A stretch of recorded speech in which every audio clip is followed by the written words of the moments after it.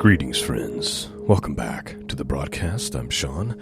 Today, we are on day 7 of our Gospel Reading Challenge. So we're, 1/4 of the way there for the 30-day challenge, and we're ready for John chapter 7, verses 1 through 24 today. Now, yesterday's podcast was a little bit longer than typical because of because of the content that had to be discussed.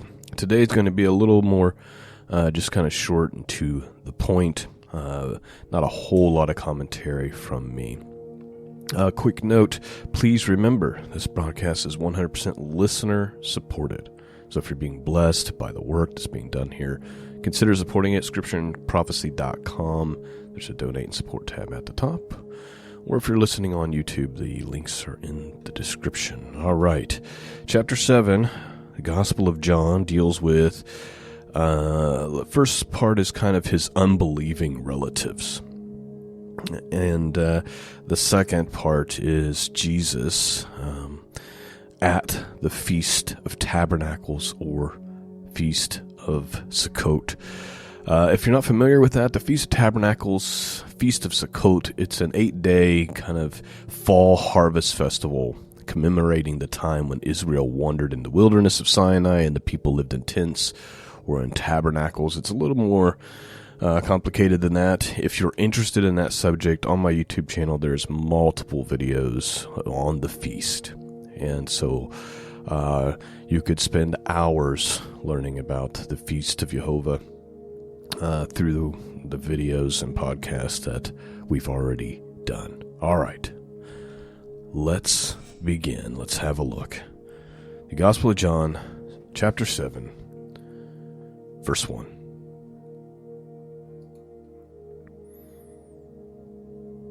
After this, Jesus went about in Galilee. He would not go about in Judea because the Jews sought to kill him. Now the Jews' Feast of Tabernacles was at hand. So his brethren said to him, "Leave here and go to Judea, that your disciples may see the works you are doing. For no man works in secret if he seeks to be known openly. If you do these things, show yourself to the world." For even his brethren did not believe in him. And Jesus said to him, "My time is not yet come, but your time is always here. The world cannot hate you, but it hates me, because I testify of it that its works are evil. Go to the feast yourselves. I am not going up to this feast, for my time is not yet fully come." So saying, he remained in Galilee. So please note, he has these unbelieving kin, relatives. It says brothers, but the word there really means, can be anybody. It can be just any type of, it could be cousins, it could be mixed. But they're like, hey, go to the feast, stop doing these things in private. Really, they're doing it in a mocking way because it says that they didn't actually believe. Something that resonates with me is Jesus says, the world doesn't hate you. It hates me, and the reason it hates me is because I testify of it that its works are evil. One of the main themes of this podcast has been the pursuit of righteousness and holiness. Getting back to a Christian understanding of what it means to be holy and to really commit your life to holiness. That message doesn't resonate well with most. In fact, I will get comments and things, people trying to defend why their actions don't matter, why they can continue to live in sin, or accuse me of all kinds of things. And the reason is because the world hates to be told that it's evil. It just doesn't like that. And so is it with Christians who aren't really committed to a righteous and holy life. They don't like to be told either that they want to be able to go to church, call themselves Christians, have the feeling of security of salvation in Christ, but still live the filth that the rest of the world lives. And many people who call themselves Christians, you can tell no difference, right, between them and the rest of the world other than they're a little extra nice, right? They're kind of nice and polite, but they're watching the same filth on TV. They're looking at the same filth on the internet. They're participating in the same things. They're sending their children off to secular things. They're doing all the same things as the world. And so when Jesus says here, the world doesn't hate you, but it hates me, you don't understand this, but the reason it hates me is because I testify that its works are evil. Matthew Henry says this: the brethren or kinsmen of Jesus were disgusted when they found there was no prospect of worldly advantages from him. Ungodly men sometimes undertake to counsel those employed in the work of God, but they only advise what appears likely to promote present advantages.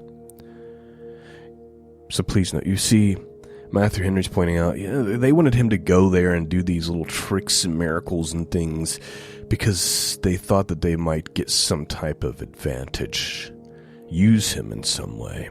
And worldly people do this as well with pastors and teachers and preachers.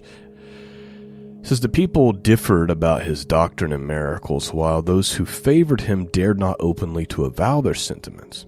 Those who count the preachers of the gospel to be deceivers speak out, while many who favor them fear to get reproached by avowing regard for them. All right. Continuing on, verse 10. But after his brethren had gone up to the feast, then he also went up, not publicly, but in private. The Jews were looking for him at the feast and saying, "Where is he?" And there was much muttering about him among the people, while some said, "He is a good man." Others said, "No, he is leading the people astray." Yet for the fear of the Jews, no one spoke openly of him. About the middle of the feast, Jesus went up into the temple and taught. The Jews marveled at it, saying, "How is it that this man is learning when he has never studied?" So Jesus answered him, "My teaching is not mine, but his who sent me. If any man's will is to do this will, he shall know whether the teaching is from God or whether I am speaking on my own authority. He who speaks on his own authority seeks his own glory. But he who seeks the glory of him who sent him is true, and in him there is no falsehood."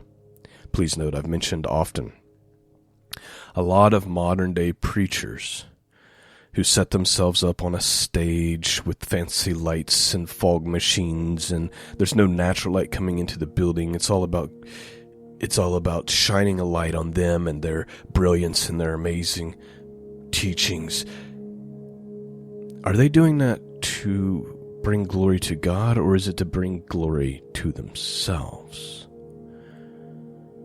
Jesus says, he who speaks on his own authority. A lot of times these are what we've mentioned before. They're non-denominational evangelical churches, meaning the whole doctrine of the entire church is not based on any creeds or confessions or anything like that. It's just the viewpoints of skinny jean pastor. He who speaks on his own authority seeks his own glory. But he that seeks the glory of him who sent him is true, and in him there is no falsehood. Verse 19, did not Moses give you the law? Yet none of you keeps the law. Why do you seek to kill me? The people answered, you have a demon. Who is seeking to kill you? Jesus answered them, I did one deed, and you all marveled at it. Moses gave you circumcision. Not that it was from Moses, but from the fathers. And you circumcise a man upon the Sabbath. If on the Sabbath a man receives circumcision, so that the law of Moses may not be broken, are you angry with me because on the Sabbath I made a man's whole body well? Do not judge by appearances, but judge with right judgment. And that is the end of the reading. I'll give you one more little commentary. This is coming from the Orthodox Study Bible. It says, the simple desire to know and follow God's will is key to understanding it. Spiritual blindness comes from unwillingness to know God or to recognize his authority. St. John Chrysostom paraphrases Christ in this way: rid yourself of wickedness, the anger, the envy, the hatred, which are risen in your hearts without provocation against me. Then you will have no difficulty in realizing that my words are actually those of God. As it is, these passions darken your understanding and distort sound judgment. If you remove these passions, you will no longer be afflicted in this way. I pray that you have been blessed this morning, and I pray that this gospel challenge is really helping bring some transformation and a renewed sense of passion and love for the Word of God. Peace and grace be with all of you, and until next time, God bless.